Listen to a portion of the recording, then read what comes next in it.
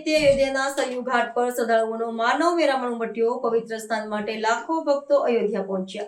કાર્તિક પૂર્ણિમાના પવિત્ર અવસર પર ઉત્તર પ્રદેશના અયોધ્યામાં સરયુ નદીના ઘાટ પર શ્રદ્ધાળુઓનું ઘોડાપૂર ઉમટ્યું છે।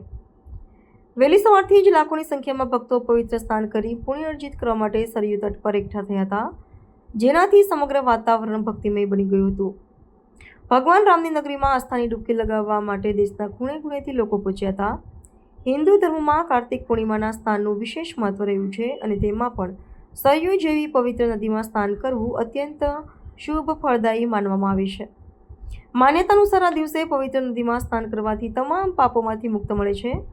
શ્રદ્ધાળુઓ સ્નાન, પાપ, દીપદાન, પૂજા અર્ચના અને દાન પુણ્ય કરીને પોતાના પરિવારની સુખ સમૃદ્ધિ માટે પ્રાર્થના કરતા નજરે પડતા હતા। તાજેતરમાં જ સંપન્ન થયેલા ભવ્ય દીપોત્સવ બાદ કાર્તિક પૂર્ણિમાના મેળાને ધ્યાનમાં રાખીને સ્થાનિક પ્રશાસન દ્વારા સુરક્ષાના વ્યાપક પ્રબંધ કરવામાં આવ્યા છે।